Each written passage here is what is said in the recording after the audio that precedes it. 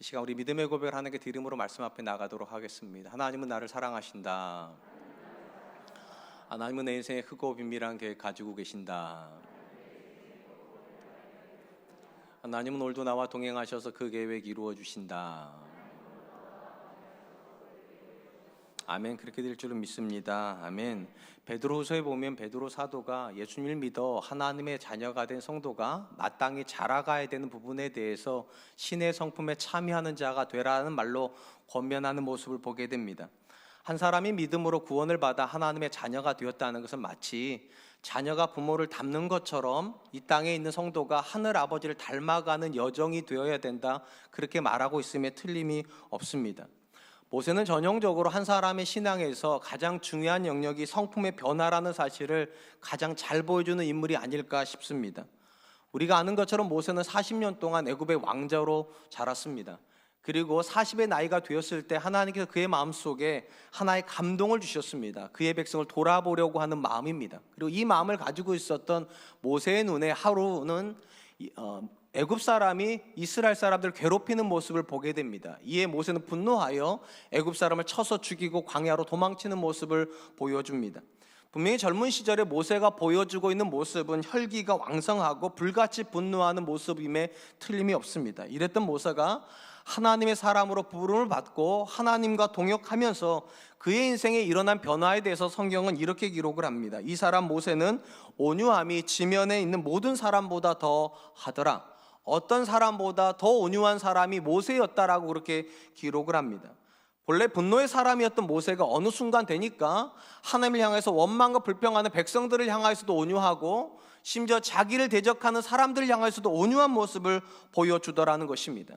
그렇다면 모세의 이런 변화는 어디서부터 출발이 되었겠습니까? 출애굽기에 보면 모세가 하나님과 가까이 있었다라는 기록이 나오고 그 가까이 있음으로 인해서 그의 삶의 변화가 있었다는 기록을 발견하게 됩니다. 모세가 하나님의 부름을 받아서 시내산으로 올라갑니다. 40일을 하나님 곁에 있었습니다.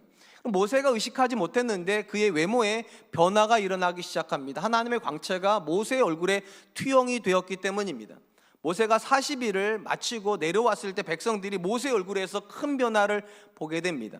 하나님의 얼굴이 마치 모세의 얼굴 속에 있는 것 같아서 백성들이 모세를 쳐다볼 수가 없습니다. 그래서 모세가 백성들 앞에 설 때에는 수건을 가렸다라고 그렇게 기록을 하고 있습니다. 그러니까 모세는 의식하지 못했는데 하나님과 함께 있는 동안에 그의 외면이 변화되었고 이 외면의 변화가 내면화되면서 그의 성품도 함께 변화되었다, 우리는 그렇게 이해할 수 있을 것 같습니다. 분명한 건 하나님 곁에 있었던 모세는 하나님을 닮은 사람이 되었다는 것입니다. 신약 성경에서 가장 예수님을 닮은 인물로 알려져 있는 사도 바울 역시 한 사람의 신앙의 성숙을 어떤 말로 표현을 했는가? 예수 그리스도로 옷 입는다, 이런 표현으로 설명을 했습니다. 누군가가 예수님으로 옷 입는다는 것은 한 사람의 인격 안에 예수님의 인격이 덧입혀진다는 의미일 것입니다. 우린 다 이 땅에 오면서 부모로부터 크건 작건 간에 영향을 받습니다. 그래서 종종 무섭다고 느끼는 게 유전자의 힘이에요. 성격도 참 비슷합니다. 외모도 참 비슷합니다. 취향도 참 비슷해요. 그러니까 자녀의 못난 모습을 보고 있으면 마음에 애리는 것이 내 모습이 그 안에 투영이 되어 있기 때문입니다. 똑같이 성경이 이렇게 얘기를 하는 것입니다. 하나님께서 저와 여러분들이 구원받는 그 순간에 성령을 주시고 그 성령을 통하여서 하나님 임재하시기 때문에 그 모든 사람들은 다 그리스도로 옷 입고 하나님을 닮은 사람이 될 수밖에 없다는 것입니다. 마치 모세가 하나님과 함께 있는 시간이 길어지면서 하나님을 닮아가는 것처럼 성령의 임재 속에서 하나님과 동행하는 성도는 필연적으로 하나님의 인격, 예수님의 인격을 입을 수밖에 없게 된다는 것입니다. 그런 점에서 성경이 말하는 믿음의 여정은 다른 것 아닙니다. 하나님의 성품을 닮아가는 여정이라고 해도 틀리지 않을 것 같습니다. 오늘 우리가 살펴보게 될 본문의 말씀은 예수님을 믿어 성령의 사람이 되었을 때 모든 성도 안에서 맺어지는 열매가 있다라고 하는 선언입니다. 오늘은 우리가 성령의 9가지 열매에 대해서 구체적으로 배우지는 않겠지만 성령의 열매가 가진 독특성, 그리고 이 열매가 맺어지기 위해서 우리에게 요구되는 삶의 모습이 무엇인가에 초점을 두고 같이 말씀을 살펴보려고 합니다. 일단 본문에서 눈에 띄는 것 하나가 있습니다. 분명히 사도 바울은 성령의 9가지 열매, 열매가 9가지라고 얘기를 하는데 표현하는 방식이 독특합니다. 성령의 열매들이라고 되어 있지 않고 성령의 열매는 이렇게 되어 있으면 단수형으로 쓰고 있다는 것입니다. 이게 왜 독특하냐면 이 성령의 열매에 대한 기록이 있기 전에 우리가 지난 시간에 육체의 일에 대한 이야기를 보았습니다. 우리 성경에 육체의 일은 이렇게 되어 있지만 헬라어 원문 성경은 육체의 일들은 복수형으로 되어 있습니다. 그러니까 육체의 일들은 복수형으로 다양하게 나와서 그러라고 했는데, 분명히 외형적으로 보면 성령의 열매도 9가지이기 때문에 다양하고 복수형으로 써야 될 것 같은데, 의도적으로 사도 바울은 성령의 열매는 단수형으로 쓰고 있다는 것입니다. 아마도 이런 의미를 담고 있는 것 같습니다. 육체의 일들은요, 모든 사람에게 똑같이 일어나지 않습니다. 근본적으로 각 사람이 하는 육체의 일들은 조금씩 다를 수 있습니다. 예를 들면 어떤 사람은 음행은 하지만 술 취하지 않습니다. 어떤 사람은 방탕한 삶을 살긴 하지만 다른 사람을 질투하지는 않을 수 있습니다. 또 어떤 사람은 우상 숭배를 하지만 도덕적으로 굉장히 선하고 다른 사람에게 피해를 주지 않는 그런 삶을 살 수도 있습니다. 그러나 한 가지 분명한 건 육체의 일이라는 겁니다. 근데 모든 사람에게 육체의 일은 똑같이 일어나는 것이 아니라 굉장히 다양한 영역에서 다양한 모습으로 드러나기 때문에 복수형이라고 그렇게 기록을 하고 있는 겁니다. 상대적으로 성령의 열매는 왜 단수형인가? 모든 사람에게 성령의 모습은 똑같은 형태로 일어나기 때문입니다. 그리고 하나의 열매만 맺어지는 것이 아니라 동시에 9가지 열매가 같이 맺어지기 때문에 단수형이라는 것입니다. 그러니까 모양은 9가지인 것 같은데 근본적으로 하나의 열매라는 겁니다. 성령이 일하기 시작하면 9가지 모든 열매가 그 사람 안에서 공통적으로 일어난다. 그러니까 누군가에게는 5개 열매가 맺혀지고 누군가에게는 2개가 맺혀지고 누군가에 3개가 맺혀지는 게 아니라 모든 성령의 사람 안에는 공통적으로 9개가 한꺼번에 같이 열매를 맺기 때문에 단수형이라는 것입니다. 우리가 좋아하는 열매 중에 오미자 열매가 있습니다. 이 오미자 열매가 왜 오미자라고 불립니까? 5가지의 맛이 나기 때문입니다. 통상적으로 보통의 과일들은 1개 또는 2개 정도의 맛이 나는 게 일반적인데, 오미자는 5개의 맛이 난다고 합니다. 단맛 나고 신맛 나고 짠맛 나고 쓴맛 나고 떫은 맛이 납니다. 제가 이 5가지 맛을 다 음미해 보려고 아무리 해봐도 전 5개가 안 느껴져요.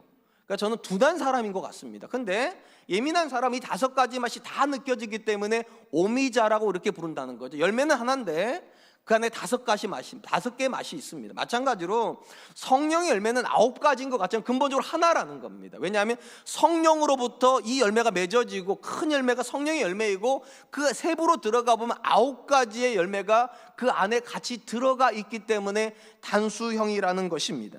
사도 바울은 누군가가 성령의 사람으로 거듭이 나게 되면 반드시 그의 안에 열매가 맺어질 수밖에 없는 이유에 대해서 이렇게 이야기를 합니다. 23절 하반절입니다. 이와 같은 것을 금지할 법이 없느니라. 우리가 잘 알다시피 하나님을 막아설 수 있는 존재는 없습니다. 어떤 강력한 세력도 어떤 완벽한 법도 하나님을 막아설 수는 없습니다. 그러니까 성령 하나님께서 우리 안에서 열매를 맺으시기로 작정을 하시면 누구도 그 열매를 막을 수 없기 때문에 성령의 사람들 안에는 반드시 또 필연적으로 성령 열매가 맺어질 수밖에 없다는 것입니다. 우리가 알다시피요, 자녀들이 이 땅에 태어날 때 그 자녀는 순백의 모습으로 태어나는 것이 아닙니다. 안타깝게도 다 죄인으로 태어납니다. 당연히 그러다 보니까 가르치지 않아도 죄된 욕구가 일어납니다. 제가 아들을 2 키웠는데 참 안타깝다는 생각을 참 많이 했습니다. 교회에서 키웠으니까 우리 아이들이 매 주일마다 또는 주중에도 각각의 프로그램을 따라서 성경을 배우고 말씀을 배웠는데도 아무리 가르쳐도 말씀은 안 들어가고, 가르치지도 않았던 신발, 유치원 가가지고 친구한테 한마디만 듣고 오면 잊어버리지도 않아요. 그보다 더 놀라운 거, 응용력이 얼마나 탁월한지. 말씀은 아무리 넣어도 응용을 못하는데 신발이란 용어는 얼마나 응용을 잘하는지 기가 막혀요. 그때 제가 느끼는 게 있어요. 누가 시키지 않아도 하는 일은 죄된 일이구나. 본성이 그렇게 시킨다는 거예요. 막을 수가 없어요. 육체를 가지고 태어났고 죄 가운데 태어났기 때문에 죄가 끄는 대로 익숙하게 살아갑니다. 이랬던 존재가 예수 그리스도를 만나고 성령의 사람이 되면 그 역시 똑같은 걸 경험하게 된다는 겁니다. 이전에 내가 하지 못했고 내가 맺지 못했던 하나님의 성품이 내 안에서 움직이기 시작한다는 거예요. 그렇게 사랑스럽지 않았던 사람인데 사랑스러워지고요, 그렇게 충성스러운 사람이 아닌데 충성스러워지고요, 그렇게 온유한 사람이 아닌데 온유해지고 절제하게 되고 화평하게 되는 모습을 발견하게 됩니다. 그냥 궁금한 건 이겁니다. 왜 하나님은 저와 여러분들이 종교적인 사람이 아니라 성품적으로 하나님을 닮은 사람이 되기를 원하실까요? 그냥 하나님께서 저와 여러분들이 그냥 일주일에 하루 정도 교회 와가지고 예배 드리면 그걸 가지고 우리의 신앙을 평가해주면 좋을 것 같은데, 왜 베드로 사도가 또 바울 사도가 신의 성품에 참여하고 그리스도로 옷 입는 걸 가지고 신앙의 척도를 삼냐는 겁니다. 이유가 간단합니다. 우리의 인격이 하나님의 살아계심을 보여주는 가장 강력한 증거가 되기 때문입니다. 사람의 인격이 하나님의 살아계심을 보여주는 가장 강력한 증거다. 제가 이렇게 말씀드린 이유가 있어요. 우리가 세상을 조금만 살아보면 늘 듣는 말, 또 우리도 모르게 습관적으로 하는 말이 있어요. 사람은 바뀌지 않는다. 아주 더 놀라운 말도 있죠. 사람을 바꿔서 쓰는 거 아니다.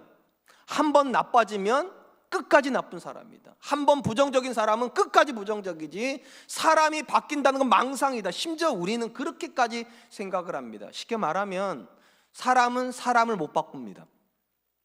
결혼 생활을 50년, 60년, 70년을 해도요, 절망하는 할머님들이 얼마나 많습니까? 절망하는 할아버지들이 얼마나 많습니까? 그 정도쯤 살면 좀 온유할 법도 한데 왜 그렇게 욕심을 그렇게 부르는지.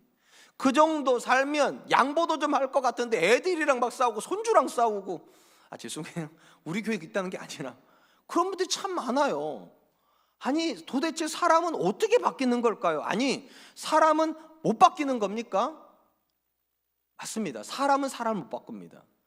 그래서 사람이 바뀌면 하나님이 하셨다고 말하는 거예요. 하나님의 성품이 왜 성령의 열매가 될 수밖에 없는가? 하나님이어야만 그 사람을 바꿀 수 있으니까요. 하나님이어야만 사랑이 없던 사람이 사랑하게 되고요, 절제 못했던 사람이 절제하게 되고요, 온유하지 못했던 사람이 온유해지고, 그 자리에 가서 사람이 이렇게 말하는 거예요. 우리 아빠의 하나님은 살아계신 게 맞네. 우리 아빠를 바꿔놨네. 내 아내의 하나님은 살아계신 게 맞네. 내가 못 바꾸는, 나를 불편하게 만드는 그 성품을 하나님이 조금씩 바꿔 놓으시네. 그러니까 사람이 바뀌는 자리가 하나님의 자리가 됩니다. 혹시라도 여러분들이 내 삶에서 하나님의 살아계심을 보여주고 싶으시다면 헌금을 많이 하려고 하지도 마시고요. 아니 그렇다고 헌금 안 하려고 하지도 마시고, 봉사일을 더 많이 해야 되겠다는 생각도 하시기 이전에 근본적으로 여러분이 바뀌는 걸 원하세요. 돈은 다른 사람이 벌 수 있어요. 헌신도 다른 사람이 해줄 수 있어요. 그런데 내 성품은 나도 차도 못 바꿔요. 나도 차도. 오직 하나님 바꾸시는 분이시기 때문에 그 자리가 성령의 자리가 맞습니다. 흩어지는 교회라고 하는 책을 쓴 호켄 다이크라고 하는 선교학자가 있습니다. 이분이 선교를 뭐라고 정의를 했는가? 선교는 매력의 감염이다. 선교는 매력의 감염이다. 무슨 말인가 하면, 선교나 전도는 내가 알고는 예수님에 대한 지식을 누군가에게 전달하는 지식의 전달이 아니라, 예수님께서 빚어놓으신 매력적인 사람이 자기를 매력적으로 빚어놓으신 예수님을 전달하는 거라는 거예요. 아주 단순히 말하면 매력적인 사람이 전도하는 거고, 매력적인 사람이 하는 게 선교가 된다는 거예요. 나도 어떻게 하면 저 사람처럼 살 수 있을까? 우리 가정도 어떻게 하면 저 가정처럼 행복한 부부 생활, 행복한 부모 자녀처럼 그렇게 서로를 향해서 정말 극진하게 마음을 주는 그런 사람이 될 수 있을까? 그 질문을 하게 만드는 사람들이요. 하나님께서 왜 예수님 믿어서 하나님의 성품에 참여한 사람들 세상 가운데 두셨을까요? 그 사람들 통해서 매력이 감염되라고요. 예수님 믿는다는 게 저렇게 하는 건가 보다, 사랑한다는 건 저렇게 하는 건가 보다, 예수님 믿어서 누군가를 배려한다는 건 저렇게 하는 건가 보다, 매력적이다. 정말 매력적이다. 오늘날 왜 교회가 전도가 안 될까요? 왜 선교는 그렇게 힘을 잃었을까요? 과거보다 우리가 가지고 있었던 지식이 부족해졌기 때문이 아닙니다. 매력적인 사람이 점점 없어지고 있기 때문입니다. 예수님 믿는 사위는 다르다. 과거에는 그랬어요. 예수님 며느리는 다르다. 그렇게 말했단 말이에요. 근데 어느 순간부터 다르지 않아요, 우리가요. 매력적이지 않아요. 그리고 매력적이지 않은 근본적인 이유가 무엇입니까? 교회 다녀도 사람은 안 바뀌기 때문입니다. 교회 다니고 예수님 믿으면 사람이 바뀌어야 그게 매력이잖아요. 성공하는 사람은 세상에 널려 있어요. 부자도 널려 있어요. 유능한 사람도 널려 있어요. 근데 그들이 뭐라고 말합니까? 사람은 안 바뀐대요. 그럼 교회에서는 바뀌어야 되지 않을까요? 제가 여러분들이 이렇게 말해서 죄송한데 저도 마찬가지죠. 사람이 바뀌어야 그 자리가 하나님의 자리입니다. 그리고 그렇게 바뀐 사람이 매력적인 사람이 되는 거고, 이 매력적인 사람이 전도를 하는 것이 선교래요. 로마서에서 바울이 성령께서 우리 안에서 하시는 일을 뭐라고 말을 합니까? 말할 수 없는 탄식으로 우리를 위해서 간구하신다. 성령이 하시는 가장 중요한 사역이 뭐냐? 우리를 위해서 탄식하시고 또 우리를 위해서 기도하신답니다. 그러면 무엇에 대한 탄식일까요? 매력적이지 않은 것에 대한 탄식이요. 예수님 믿어도 저렇게밖에 못할까? 예수님 믿는 남편이 아내한테 저 정도밖에 못할까? 예수 믿는 아내가 남편한테 저 정도밖에 못할까? 예수 믿는 아빠가, 예수 믿는 엄마가 자녀한테 저 정도밖에 못할까? 너무 안타깝다. 탄식하시는 거죠. 그럼 뭐에 대한 간구입니까? 하나님을 닮아가길 위한 간구예요. 매력적인 사람이 되기를 위한 간구예요. 예수님 믿으면 저렇게 살 수 있구나. 예수님 믿으면 사람이 저렇게 변화될 수 있구나. 예수님 믿으면 저 정도까지 자녀를 품어주고 이해해 줄 수 있구나. 한번 스스로 물어보시기 바랍니다. 여러분들은 여러분들을 향한 성령님의 탄식을 느끼십니까? 여러분들을 향한 성령님의 기도를 느끼십니까? 사실은 이 영안에서, 영적인 세계에서 일어난 일이기 때문에 우리가 그걸 어떻게 느낄 수 있을까 생각할 수 있어요. 근데 제가 이 설교를 준비하다가 느낀 게 있어요. 성령의 탄식을 나도 느낄 수 있구나. 어떻게 느낄 수 있을까요? 참 신기한 건 신앙이 조금씩 깊어지고요, 우리가 하나님을 닮아가려고 하는 신앙적 의지가 생기면 이전보다 더 자주, 더 빈번히 내가 내 자신에게 탄식하는 순간을 경험하게 됩니다. 제가 우리 교회 와가지고 설교를 진짜 많이 하잖아요. 분목사 때보다 거의 10배 이상씩 하니까 진짜 많이 한단 말이죠. 그러면 설교를 제가 한다고 생각들 많이 하시지만 엄밀히 말하면 설교를 저도 듣습니다. 제가 제일 먼저 듣는 거잖아요. 그럼 제가 어떤 생각이 드는가? 설교한 대로 좀 살고 싶다. 나도 내 자녀에게 좋은 영향력, 내 아내에게 선한 영향력 끼치면서 나도 살고 싶다. 설교하면서 그렇게 결심을 해요. 근데 참 안타까운 얘기 뭔지 아세요? 부부싸움을 언제 제일 많이 하는 줄 아세요? 요일 중에 주일날이에요.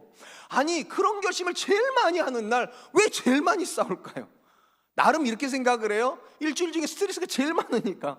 여러분들은 일주일 중에 은혜가 제일 많으시겠지만 저는 일주일 중에 스트레스가 제일 많은 날이 오늘이에요. 왜냐? 원고 틀리면 안 되잖아요. 설교하다가 여러분들이 은혜 못 받으면 안 되니까 저는 그게 굉장한 스트레스예요. 사부를 하고 집에 가면은 이게 스트레스가 이제 내려와야 되는데 안 내려와요, 이게요. 그래서 제가 가장 잠을 못 자는 날이 이틀이에요. 토요일, 주일날이요. 이게 스트레스가 풀려야 자는데 이게 긴장이 안 풀리니까 예민해요. 그래서 저도 모르게 제 아내를 쳐다보면 제 아내가 이렇게, 여보 왜 째려다 이래요. 전 째려다 본 게 아닌데 어떤 말을 하면 여보 그래요. 여보 지금 나 들으라고 그러는 거 자꾸 그래요. 그러니까 싸우죠. 나는 그게 아닌데 나도 모르게 스트레스가 저를 지배를 해요. 그리고 대판 싸워요. 우리 애들하고 대판 싸워요. 주일날 그렇게 열심히 사역하고 집에 와서 싸우고 제 방에 딱 들어가서 어떤 생각이 드는 줄 아세요? 한심해요.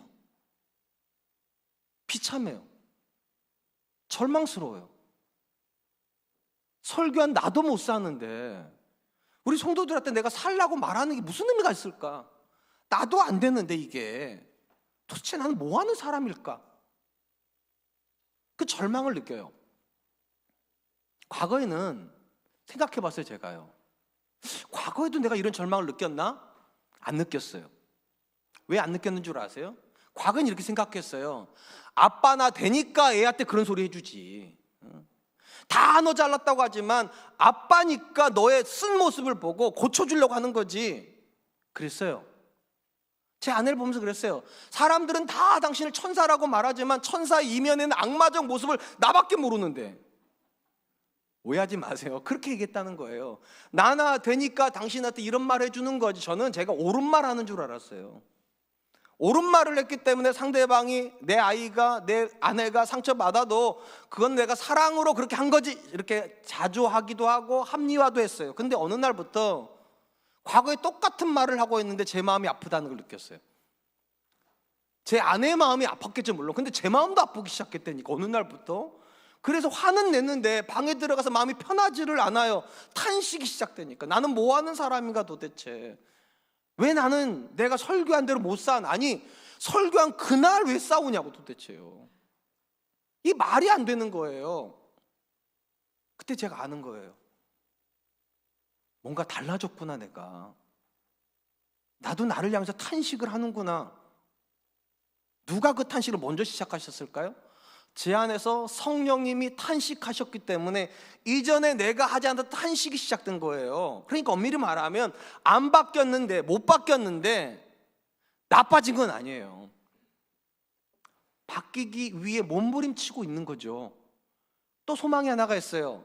성령님이 탄식만 하신 분이 아니라 우리 위해서 간구하시네, 도와주시겠다잖아요. 그래서 제가 요즘은요, 탄식하고 싸우고 절망하면서 그렇게 얘기해요. 하나님, 나 좀 도와주세요. 도대체가 안 돼요. 하나님, 결심은 하는데 내 의지가 너무 약한 건지, 아니면 애초부터 나는 나를 못 바꾸는 건지, 내가 안 되니까 나 좀 도와주세요.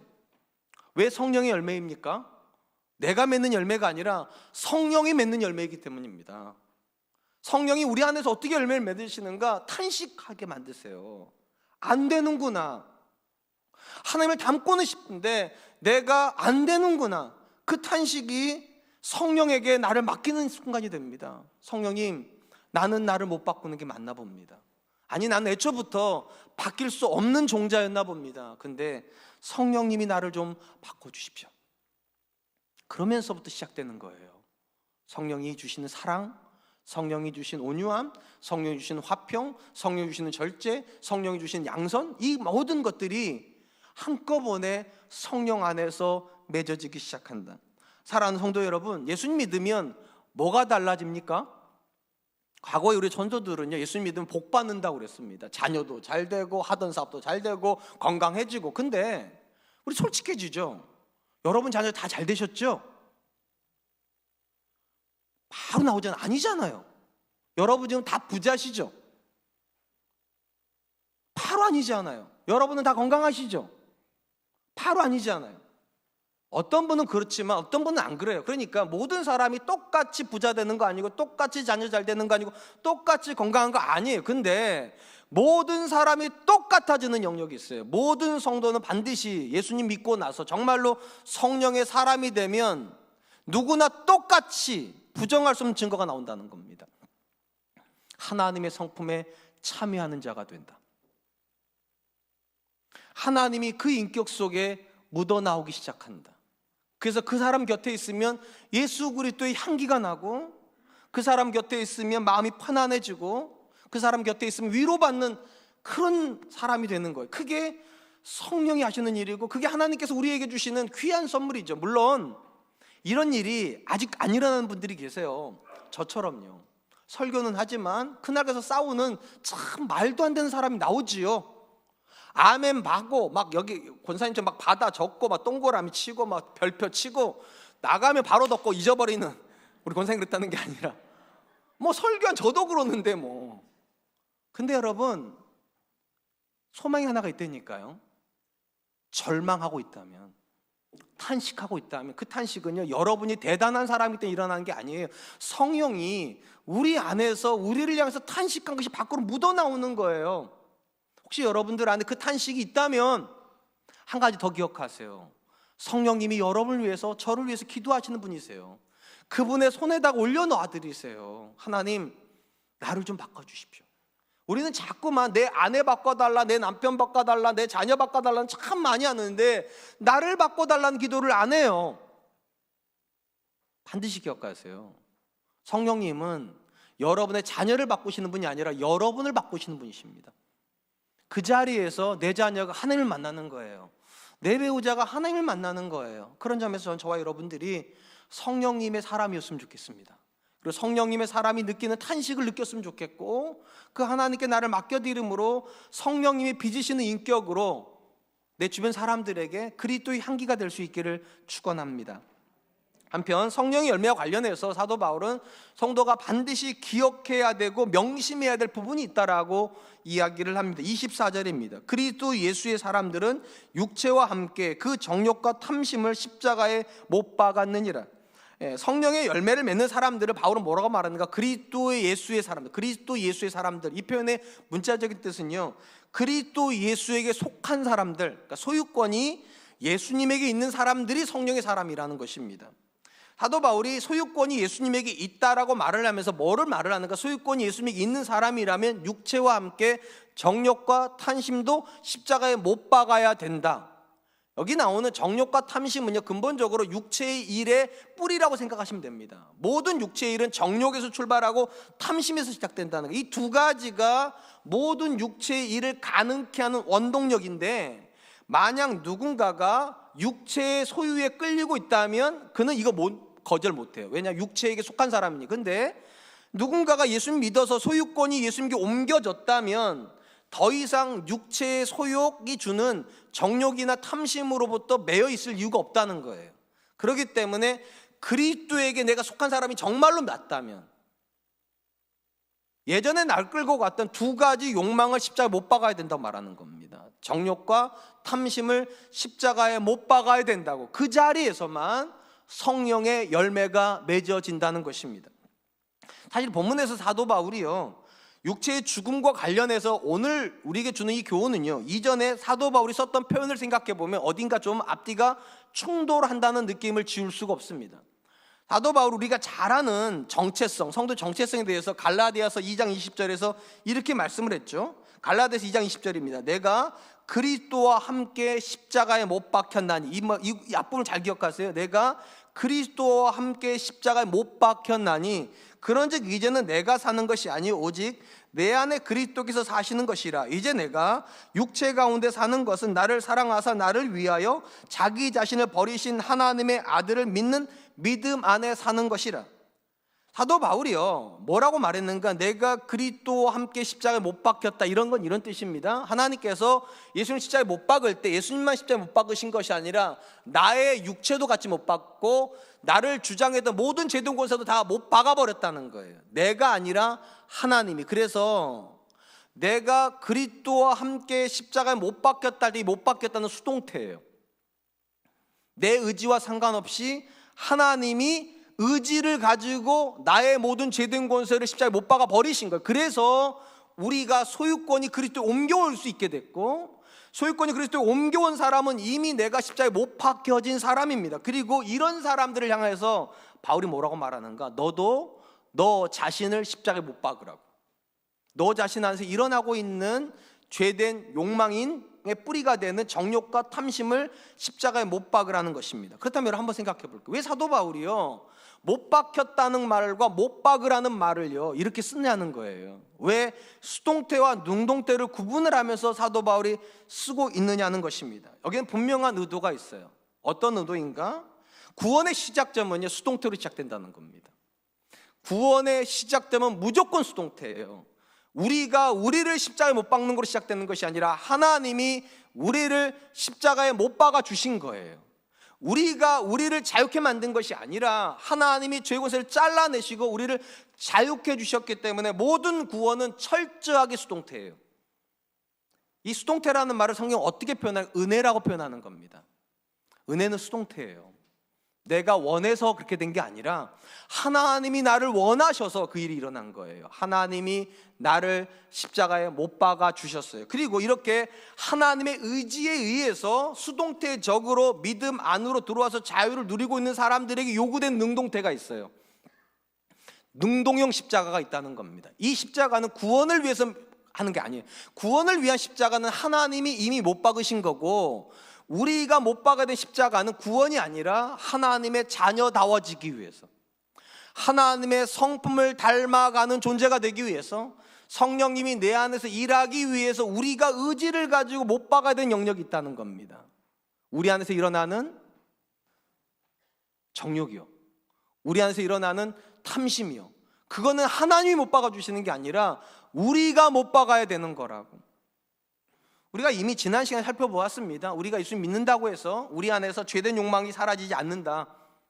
죄된 본성은 여전히 남아 있습니다. 그래서 신앙의 여정은 고통받는 여정이라고 말씀드렸잖아요.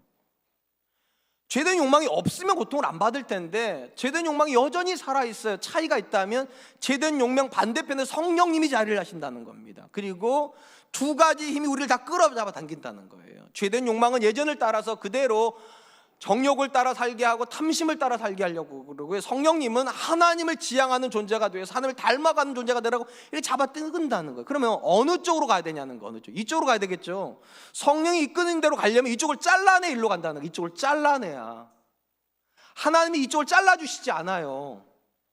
우리한테 이렇게 말씀하신다는 거예요.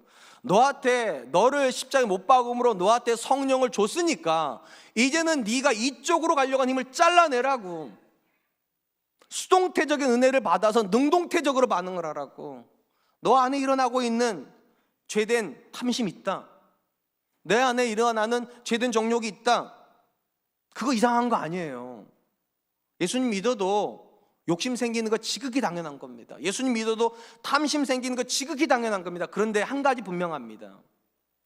끌려다니지 않아도 된다는 겁니다.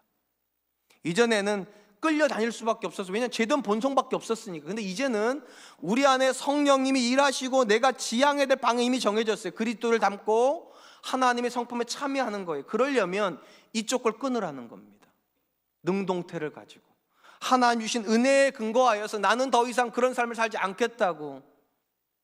나는 정말로 매력을 감염시키는 사람 되고 싶다고. 내 자녀가 닮고 싶은 아빠가 되고 싶고, 내 아내나 내 배우자가 하나님 앞에 가서 하나님 그런 배우자랑 살기 위해서 너무 감사하다고.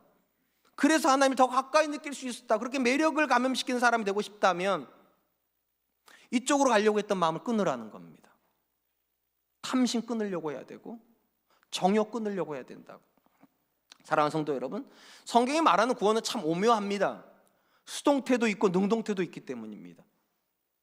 모든 은혜는 수동태입니다. 하나님이 먼저 우리를 사랑하셨기 때문에 우리는 그 사랑의 대상이 된 거예요. 수동태예요. 하나님이 우리를 십자가에 못 박아 주셨어요. 내가 못 박은 게 아니라 하나님이 그렇게 하신 거예요. 내가 죄를 끊어낸 것이 아니라 하나님이 죄를 끊어내시고 그리스도에게로 속하게 만들어 주셨어요. 이 모든 수동태를 성경 은혜라고 말을 하고, 이 은혜에 대해서 뭐라고 말하는, 은혜에 합당하게 살라고. 그게 무엇입니까? 하나님이 내게 수동태로 주셨던 모든 걸 가지고 내가 능동태로 하는 거예요. 하나님이 십자가에서 죽게 하셨던 나를 내가 십자가에 또 못 박는 겁니다. 오늘도. 왜냐하면 오늘 내 삶에서 죄된 욕망이 일어나니까요. 오늘도 내 삶에서 탐심이 일어나고 정욕이 일어나기 때문에 끌려가지 않으려고 하는 의지가 수반이 돼야 성령이 나를 끌고 갈 수 있습니다. 그런 점에서 여러분, 성령의 열매는 성령님이 맺으시지만 의지가 없는 사람을 안에서 맺지 않습니다. 의지가 있는 사람 안에서 맺으시는 거예요. 옛날로 돌아가지 않겠다고, 예전처럼 살지 않겠다고, 예전처럼 내 습관을 따라, 내 성품을 따라, 내 유전자를 따라 살지 않겠다고. 어버이날이라 저도 저희 어머님을 만나고 왔습니다. 저희 막내 동생이 오빠 오랜만에 한번 보자고 그래가지고 오랜만에 봤어요. 한 3년 만에 본 것 같아요. 코로나 다니고 못 만나가지고. 그래서 이제 부부 동반으로 같이 만났어요. 근데 제 여동생 뭐라는 줄 아세요? 제 아내한테, 언니 오빠도 성질 부리지? 왜냐면 자기도 부린다는 거예요. 그리고 자기 남편이 그걸 다 받아준다고. 그러면서 이러는 거, 언니는 받아줘야 돼. 왜냐면 정씨 집안은 원래 성질 부려. 아니 죄송해요, 정씨 집안은 다 혹시 정씨가, 죄송해요 정씨, 근데 안 그런 분도 굉장히 많은데 그런 얘기를 하는 거예요. 제가 제 아내 옆에도 좀 민망하잖아요. 근데 예전 같으면 제가 화를 냈어요, 제가요. 근데 지금은 제가 인정을 해요, 그거를요. 그치, 내가 우리 아버지한테 받은 피가 그런 거지 뭐. 근데 지금은요, 예전처럼 그 피를 따라 살고 싶은 마음이 없어요, 제가요. 돌아오면서 다시 생각을 했어요. 다음번에 만날 때는 좋은 얘기 나올 수 있게 해야 되겠다. 아가씨, 오빠 바뀌었어요. 예전에 오빠 같지 않아. 성질 다 죽었어. 그런 얘기 나면 얼마나 좋을까요? 제가 다음번 어버이날 목표예요, 그게. 여러분 신음하지 마세요. 여러분 분명히 기억하세요. 성령의 열매지만 의지가 없는 사람에게서 맺어지는 열매가 아니라 의지가 있는 사람이요. 과거의 나로 돌아가지 않겠다고, 이전에 내 정욕, 이전에 내 탐심을 따라 내 성질대로 사는 사람이 아니라 성령이 원하시는 모습대로 내가 살아가겠다는 의지가 있는 사람. 전 저와 여러분들이 그런 사람 되었으면 좋겠습니다. 마지막으로 사도 바울은요, 성령의 열매가 우리한테 맺어지기 위해서 내적인 결단뿐만 아니라 외부적인 삶의 방향도 결정이 돼야 된다고 그렇게 얘기를 합니다. 외부적 방향입니다. 25절 말씀입니다. 만일 우리가 성령으로 살면 또한 성령으로 행할지니, 우리 성경에 성령으로 살면이라고 된 번역에 대해서 쉬운 성경도 그렇고요, 공동 번역 어떻게 번역하는가? 성령께서 우리에게 생명을 주셨으니, 그러니까 이전에는 우리에게 육체의 생명밖에 없었다면 이제는 성령께서 우리에게 새로운 생명을 주셨다는 겁니다. 그리고 이 생명을 받았다고 믿어진다면 성령으로 행할지니, 그러니까 누군가가 성령의 생명을 소유하고서 육체의 일을 할 수는 없어야 된다는 겁니다. 근데 우리가 이 말을 곰곰이 생각을 해보면 성령의 생명을 소유하고 있어도 육체의 일을 할 수 있다는 거예요, 이게요. 그래서 교회 안에서 분명히 거듭났음에도 불구하고, 하나님 말씀 앞에서 은혜를 받음에도 불구하고 왜 우리의 삶이 안 바뀌는가? 마음은 원하는데, 마음에서 일어나는 정욕, 마음에서 일어나는 탐심도 끊으려고 하는 아둥바둥한 의지가 있는데 외적인 환경이 안 바뀌기 때문에 안 바뀌는 분들도 계시다는 겁니다. 사람은요, 마음으로 외부의 환경도 바꿀 수 있지만 외부의 환경에서 마음이 무너지는 사람도 있어요. 그래서 사람은 환경에 지배를 받는다는 말을 많이 쓰죠. 그러니까 죄된 환경 속에 아무리 내가 성령의 사람으로 서 있으려고 해도 이 외부적 환경이 여전히 죄된 환경이면 못 버텨낸다는 거예요. 그러니까 성령의 생명을 소유하고 있다면 성령을 따라서 내 외부적 환경도 바꿔야 된다는 거예요. 왜냐하면 성령은 절대로 우리를 죄가 있는 곳으로 데려가지 않으실 거니까. 마치 이런 겁니다. 여러분 자녀 중에 게임하는 자녀도 있을 수 있겠죠. 있죠. 근데 그 자녀가 어느 날 결심을 합니다. 내가 이제는 게임을 끊고 정말 공부에 매진하는 사람이 되겠다. 근데 결심을 열심히 했어요. 근데 친구들은 다 여전히 게임을 해요. 그럼 이 결심이 얼마나 오래 갈까요? 오래 못 가요. 술 끊으려고 하는 분들이 계세요. 자녀한테, 배우자한테 막 마음을 탁, 내가 이번에 술 못 끊으면 사람도 아니야, 내가 막 그렇게 결심을 해요. 그리고 결심을 하고서 지켜요. 근데 문제는 뭐냐? 여전히 가장 가까이 두는 사람들이 다 술 중독자면 이 결심이 얼마나 오래 갈까요? 오래 못 가요. 그러니까 내가 내 안에서 아무리 굳은 결심을 하고 정욕을 끊고 탐심을 끊으려고 해도 내 바깥의 환경이 여전히 정욕적이고 여전히 탐심이면 못 버틴다는 거예요. 그래서 바울이 말하는 거예요. 성령의 생명을 소유했다면 또한 성령을 따라서 행하려고 해야 된다고. 바깥에 있는 환경도 성령께서 이끄시는 대로 방향을 바꿔야 된다고. 잠언에 보면 아버지가 아들한테 음녀를 조심하라고 하는 이야기를 참 많이 합니다. 왜냐하면 이 음녀 한 명 때문에 인생이 나락으로 떨어질 수 있기 때문에. 근데 이 아버지가 아들한테 이렇게 권면하는 모습을 보게 됩니다. 잠언 5장 8절입니다. 내 길을 그에게서 멀리 하라. 그의 집 문에도 가까이 가지 말라. 아버지는 아들한테 이렇게 말하지 않아요?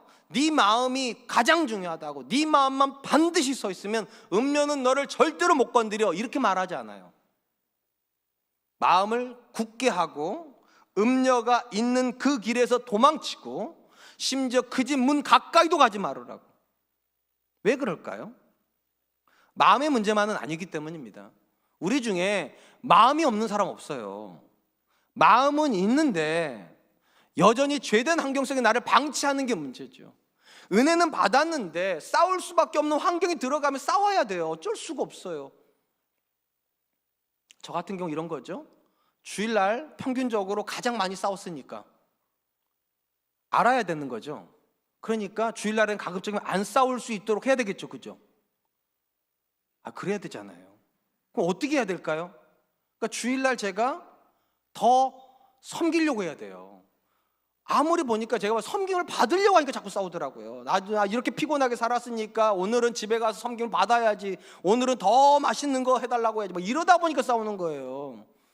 그래서 제가 바꿨어요. 주일날에는 외식하거나 라면 먹어버리는 걸로. 하나도 안 싸워요. 그러니까 생각을 바꿔버리니까 하나도 싸울 일이 없어요. 그러니까 여러분, 마음이 아무리 좋아도요, 바깥의 환경을 안 바꾸면 바깥의 환경이 마음을 지배해버려요. 성령의 생명을 소유하고 있다면 여러분 안의 결심도 중요하지만 여러분 바깥의 환경을 바꾸려고 하는 의지도 있어야 돼요. 음녀를 가까이 하지 않으려고 하는 의지가 있다면 음녀가 오는 길을 도망치려고 해야 되고요, 심지어 그 집 문 곁에서는 절대로 머무르면 안 된다는 거예요. 왜요? 눈에 안 보여야 욕심도 안 생기는 거예요. 눈에서 멀어져야 정욕도 안 생기는 거예요. 이게 엄밀히 말하면 소극적인 겁니다. 죄된 환경 속으로부터 도망치려고 하는 마음이 있어야 된다고. 근데 사도 바울이 하는 고백식을 들여다보면 더 적극적인 행동도 있음을 보게 됩니다. 바울이 디모데에게 편지를 보내면서요, 그가 하나님 안에서 성령의 사람이 되기 위해서 적극적으로 추진해야 되는 일도 있다고 말을 합니다. 디모데후서 2장 21절 22절입니다. 그러므로 누구든지 이런 것에서 자기를 깨끗하게 하면 귀히 쓰는 그릇이 되어 거룩하고 주인의 쓰임에 합당하며 모든 선한 일에 준비함이 되리라. 또한 너는 청력의 정욕을 피하고 주를 깨끗한 마음으로 부르는 자들과 함께 의와 믿음과 사랑과 화평을 따르라. 바울이 디모데한테 먼저 뭐라 말합니까? 너는 이런 것들로부터 자기를 깨끗하게 해라. 그러니까 내면에서 일어나는 죄로부터 나를 분리시키려고 해야 된다. 그래야 하나님께 귀히 쓰는 그릇으로 준비되는 거다. 이게 소극적인 태도예요. 근데 한 발짝 더 나가서 뭐라고 말하는가? 주를 깨끗한 마음으로 부르는 자들과 함께 의와 믿음과 사랑과 화평을 따라라. 죄를 안 짓는 환경으로만 도망치려고만 하지 말고 하나님 앞에 선한 삶을 사는 자들 향해서 달려가라고. 그들과 함께 있으면서 그들과 함께 의와 믿음과 사랑과 화평의 열매를 맺으려고 하라고. 왜 우리가 자기를 지키는 걸로 모자라서 거룩하게 하나님께 살려고 하는 사람들 무릿속으로 날 집어넣어야 됩니까? 사람은 환경에 영향을 받기 때문입니다. 그런 사람, 거룩한 사람이 내 옆에 없으면 그 자리는 반드시 누가 채웁니까? 망령된 사람들이 채웁니다. 자리가 비어있는 건 영성이 아니에요. 제가 자주 그런 말씀 드리잖아요. 불교의 영성은 비움의 영성입니다. 다 비우는 거예요. 기독교의 영성은 채움의 영성이에요. 성령을 채우고 믿음 안에서 열심히 사람을 내 곁에다 두고 그들과 상호작용을 하면서 앞으로 같이 전진하는 거지 혼자 전진하는 신앙은 없어요.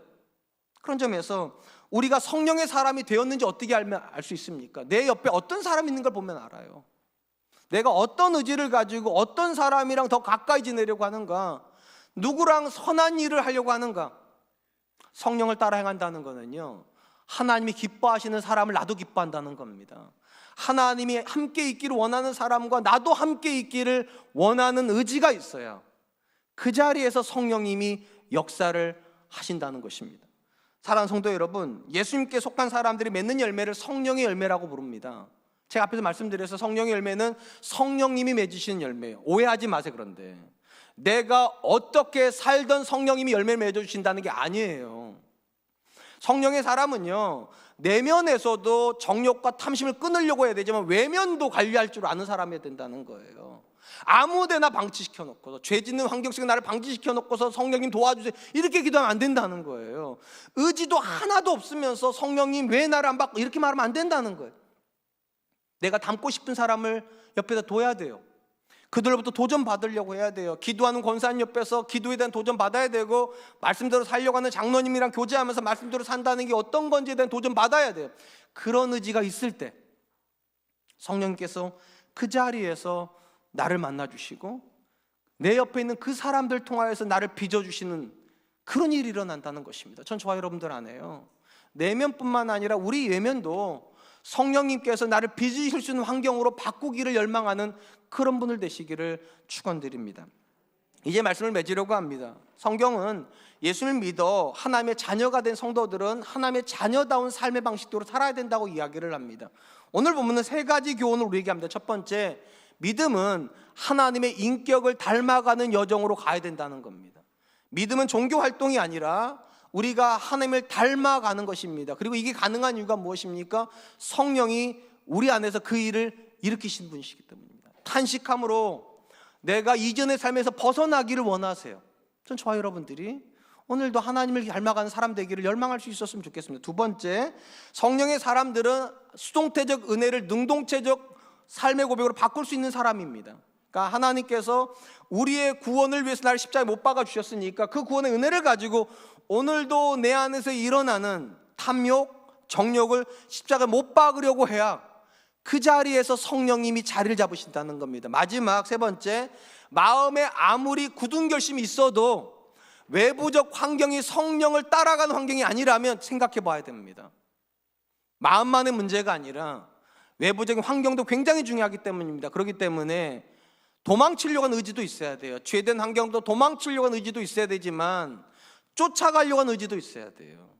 주를 위하여 선한 열심을 품고 있는 사람들을 곁에다 두고 그들과 함께 기도하고 그들과 함께 울고 그들과 함께 웃으려고 하는 의지가 있을 때 그 자리에서 성령님이 나를 빚어주시고 성령님이 나를 만들어주시는 그런 경험을 하게 될 줄로 믿습니다. 저는 그 은혜가 저와 여러분들에게 있기를 주님의 이름으로 축원드리겠습니다.